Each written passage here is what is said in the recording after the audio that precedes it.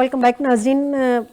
मियाँ साहब से जानते हैं। मियाँ साहब, मुझे ये बताइए कि ये अगर एक जर्नल की हैसियत से देखें, उस वक्त जो सारा कुछ चल रहा था, फैज़ हमीद साहब सोलो फ्लाइट पे तो ऑब्वियसली बात है नहीं होंगे ना, सीनियर्स के साथ मुशावरत भी रही होगी, उनकी नॉलेज में भी होगा, हो सकता है कोई इंस्ट्रक्शंस भी हो। मैं तो प्रूफ से तो नहीं कह रही कि एक हम सिर्फ एक तज्ज़िया ही पेश कर रहे हैं, या एक हो सकता है कि बुनियाद पे हम ये बात कर रहे हैं। जनरल बाजवा साहब की बात अक्सर जो है ना वो उनका जिक्र आता रहता है, स्पेशली बड़े मियाँ साहब जो हैं वो अक्सर कहते रहे हैं कि जनरल बाजवा जब उनको निकाला गया था तो उसमें उन्होंने उनके किरदार को गिनवाया था। जी, वो उनके किरदार को गिनवाते रहे थे। आपको लगता है कि इस सारे सिचुएशन को लेके, माजी को लेके कहीं मामला तफ्तीश के उस लेवल तक भी जाएंगे? लेकिन तफ्तीश के उस लेवल पर भी जा सकते हैं, लेकिन मुझे 2 मिनट दे दें। मतलब आपने जनरल शाहिद अजीज़ जो थे, उन्होंने किताब भी लिखी थी और वो टीवी पे भी आया, और उन्होंने कहा कि जी कारगिल का वाकया, डिस्पाइट द फैक्ट कि वो चीफ ऑफ जनरल स्टाफ थे, और चीफ ऑफ जनरल स्टाफ बड़ा पिवटल रैंक होता है जीएचक्यू में आफ्टर द आर्मी चीफ, ये तो ब्रिगेडियर साहब बताएंगे। और वो कहते थे कि आई was not aware of Kargil. कुछ और इस तरह भी था। हालांकि मैंने उस पर एक कॉलम भी लिखा था जिसमें मैंने डिस्क्लेमर भी दिया था कि इसको मुझे खबर देने में जनरल मुशर्रफ का कोई हाथ नहीं है। ठीक है। और वो मैंने लिखा था कि every one was on board on Kargil. चले ये भी छोड़ दें, शायद बात का इस पर भी बहुत बड़ी डिबेट हो सकती है। दुनिया में इस तरह के बेशुमार वाक़यात हैं। कारगिल के पे तो ये कहा जाता है ना कि टॉप जो लोग थे वो दे वर नॉट ऑन बोर्ड, यानी अगर मुशर्रफ ऑन बोर्ड थे और मुशर्रफ के चंद एक लोग और बाकी लोग नहीं थे ऑन बोर्ड, मुशावरत नहीं थी सिवाय 1-2 बंदों के, 1-2 जर्नलों के या उनके जो आगे इम्प्लीमेंटिंग आर्म है। इसी तरह ये कहता है जी, प्राइम मिनिस्टर भी कहते थे जी मुझे I was not on board, Nawaz शरीफ।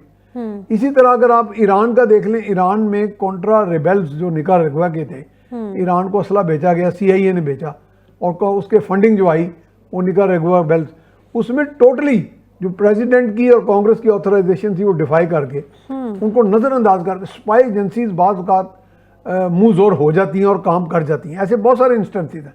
ये तो अभी मुझे 2-3 याद आ रहे हैं ना। ठीक है। इसमें कोई 10-15-20 इंस्टेंसेस हिस्टोरिकल मौजूद हैं। और ये मैं सीरियसली कह रहा हूँ कि चूंकि हम डिस्कस कर रहे हैं कि एनालिसिस कि क्या कुछ हो चुका हो सकता है, क्या कुछ होने वाला है। दूसरी बात यह है कि नॉर्मली आर्मी चीफ और डीजीआईएसआई में फ़र्क तो होता है, और डीजीआईएसआई भी बहुत इंपॉर्टेंट होते हैं, नो डाउट अबाउट इट। लेकिन एक मुशर्रफ का भी इंस्टेंस हमारे सामने है, उसमें आर्मी के अंदर एक काफ़ी हद तक रैंक एंड फाइल में ये एक सोच पाई जाती थी, मैं ये नहीं कहता रिजेंटमेंट पाई जाती थी कि लो जी आर्मी चीफ भी अब इस तरह पकड़ाई में आ जाएंगे, तो फिर तो एक पूरा पिनेकल है ना जी, एक पूरा ऊपर से निज़ाम नीचे तक आ रहा है और नीचे से ऊपर तक वो पिरामिड ही पूरा हिल जाएगा।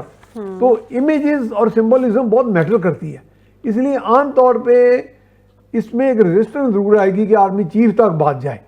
लेकिन अगर मौजूदा क़यादत जो है हमारी अस्करी, वो अगर डीजीआईएसआई को प्रोसिक्यूट करके सेंटेंस करने के भी के से नहीं पीछे हटे, तो फिर कोई इसमें कोई गालिब इम्कान है कि अगर बाजवा साहब के अगेंस्ट कोई आ गए हैं प्रूफ, तो फिर मेरा ख्याल है वो भी प्रोसिक्यूट होंगे।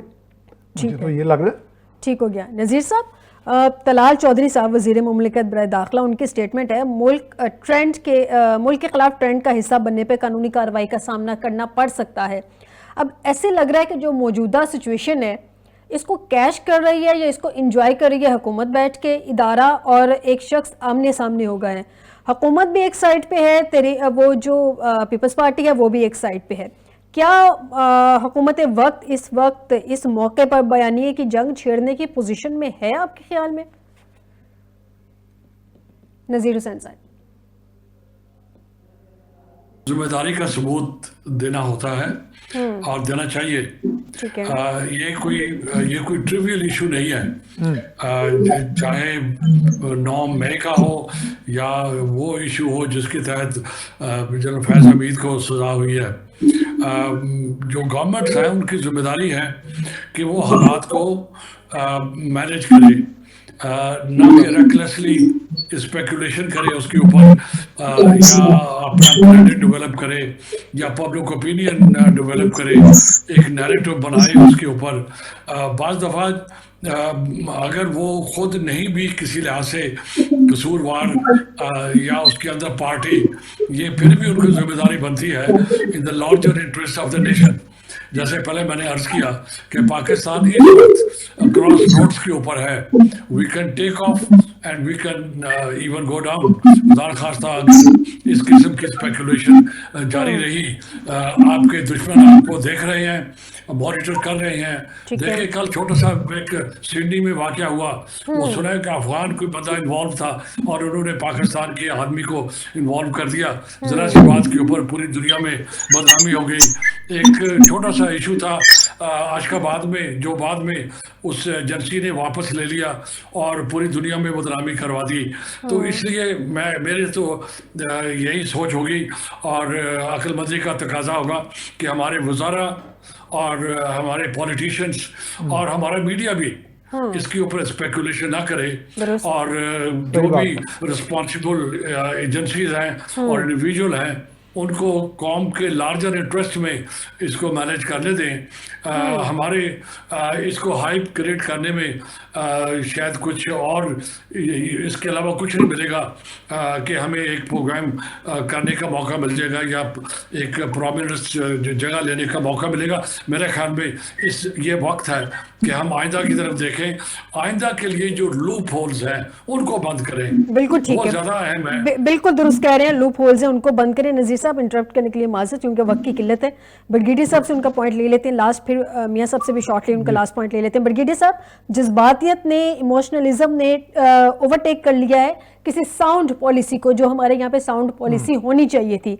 अब रियासती बयानिया, एक शख्स का बयानिया आमने सामने ऐसा लग रहा है कि आके खड़े हो गए हैं। शख्सी बयानिया को ख़त्म करने के लिए हुकूमत के पास मुमकिना ऑप्शंस क्या हैं आपके ख्याल में? ब्रिगेडियर साहब, अब तक मेरी आवाज़ पहुँच रही है? ब्रिगेडियर साहब से कुछ कनेक्टिविटी का इशू आ रहा है, तो वो थोड़ा सा इशू आ रहा है। मैं मियां साहब सेम क्वेश्चन आपसे देखिए जी, मेरी बात मैं बड़ी इंडोर्स करता हूँ नज़ीर साहब की बात। और देखें गवर्नमेंट, देखें जैसे एक बड़ा भाई है या घर का बाप होता है। मैं आपको एक मिसाल देने लगा, बैगेज होता है ना गवर्नमेंट के कंट्रोल में। जब जरदारी साहब का पहला टर्न था तो उन्होंने हमें कोई सीनियर एडिटर्स और जर्नलिस्ट को मदऊ किया था वान सदर में। उन दिनों में कुछ इशूज थे, तो मैंने उन्हें कहा कि प्रेसिडेंट साहब ये कुछ मसाइल इस तरह चल रहे हैं, फलां जगह ऐसे हो रहा है फलां। उन्होंने कहा साईं एक बात सुने, किसी घर में 5-6 अफराद होते हैं, सबका एक जैसी सोच तो नहीं होती। मैं कहा जी बिल्कुल नहीं होती, तो क्या करना चाहिए? मैं कहा जी आप बताएं, you are the president of Pakistan. कहते हैं सबको साथ लेके चलना चाहिए। एग्जैक्टली ये जो हुकूमत होती है वक्त की, वो किसी की भी हो, उसने वो साथ लेके पैट्रियार्क है, वो सरबराह है, वो घर का बाप है, वो बड़ा भाई है, साथ लेके चलना है उसको। ये बात बहुत अच्छी इन्होंने की है नज़ीर साहब ने कि सब इसमें रिस्पॉन्सिबल एटीट्यूड शो, रिस्ट्रेंट। आपने कहा ना क्या ऑप्शन है? सबसे बड़ा रिस्ट्रेंट है ऑप्शन। ताकतवर के पास ताकत इस्तेमाल करना तो कोई ऑप्शन नहीं है, वो बहादुरी नहीं है, रिस्ट्रेंट नहीं है। आगे नेक्स्ट अगर ऑप्शन मैं ताकतवर हूँ तो मैं अगर ताकत इस्तेमाल कर रहा हूँ, कौन सी बहादुरी है? मैं बहादुरी और अच्छाई तो ये है कि मैं रिस्ट्रेंट शो करूँ, कि मैं उसमें करूँ कि जी कोई बात नहीं, चीजों को संभालना है, मैंने उस मुल्क को संभालना है, मैंने निजाम को संभालना है। तो अगर ये सोच होगी तो इससे अच्छी ऑप्शन ही कोई नहीं है। तो वी एक्सपेक्ट कि जो लोग हुकूमत वक्त सिर्फ बुल्ले लुटने तो नहीं आए दुनिया में, सिर्फ मजे लेने तो नहीं आए, तो दुनिया में इक़्तिदार आनी जानी चीज है जी। इक़्तिदार आप इन सब हमारे जितने भी पॉलिटिशियन हैं, आज का अपोजिशन कल की हुकूमत भी हो तो सकती सामने है। जेलें काटी हैं। एग्जैक्टली ऐसे ही है। तो फिर आप देखें आने वाला वक्त कोई किसी के साथ आप कह रहे हैं रिस्ट्रेंट शो नहीं कर सकती, शॉर्टली बता दें, और हुकूमत क्या करती हुई नजर आ रही है आपको?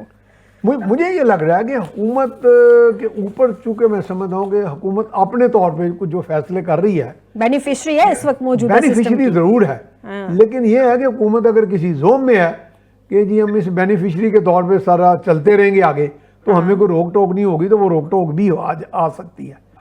If the cross the Rubicon, वो तो, लेकिन मौजूदा सिचुएशन को तो कैश मेरा नहीं ख्याल कि शहबाज शरीफ साहब कभी he will cross the Rubicon.